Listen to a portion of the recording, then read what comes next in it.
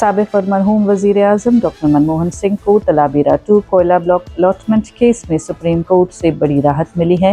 अदालत उज़्मा ने CBI की क्लोजर रिपोर्ट कबूल करते हुए उन्हें इस मुकदमे से मुकम्मल तौर पर बरी कर दिया है। चीफ जस्टिस सूर्यकांत की सरबराही में बेंच ने 2015 में ट्रायल कोर्ट की जानिब से डॉक्टर मनमोहन सिंह को मुल्ज़िम के तौर पर तलब करने के हुक्म को भी कल अदम करार दे दिया। सुप्रीम कोर्ट ने अपने फैसले में कहा कि ट्रायल कोर्ट ने CBI की उस रिपोर्ट को मुस्तरद करके गलती की जिसमें तहकीकाती एजेंसी वाज़े तौर पर कह चुकी थी कि मुकदमा चलाने के लिए कोई काबिल ताज़ीर जुर्म साबित नहीं होता। अदालत ने साबिक़ वज़ीर आज़म के ख़िलाफ़ दिए गए मनफी रिमार्क्स भी हज़फ कर दिए और कहा कि रिकॉर्ड पर ऐसा कोई सबूत मौजूद नहीं जिससे मुजरिमाना नीयत या बदउनवानी साबित होती हो। दिसंबर 2024 को फौत हो गए डॉक्टर मनमोहन सिंह अब इस मुकदमे में बाज़ाब्ता तौर पर बेकसूर करार दिए गए हैं। ये मुकदमा 2005 में ओडिशा तलाबेरा 2 के कोयला ब्लॉक को हिंडाल्को इंडस्ट्रीज़ के नाम अलॉट किए जाने से मुतल्लक़ था।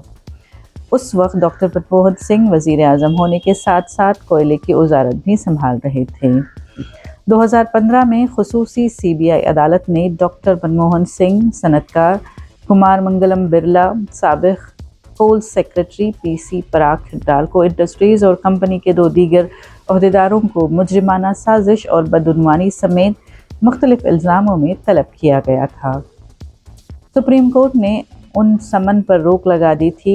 CBI मुसलसल ये मौक़िफ़ इख्तियार करती रही कि मुकदमा चलाने के लिए काफ़ी शवाहिद मौजूद नहीं हैं और क्लोजर रिपोर्ट्स भी दाखिल की, लेकिन ट्रायल कोर्ट ने उन्हें कबूल करने से इनकार करते हुए डॉक्टर मनमोहन सिंह और वज़ीर आज़म के दफ्तर के बाज़ आला अहदेदारों से मज़ीद वज़ाहत तलब की थी।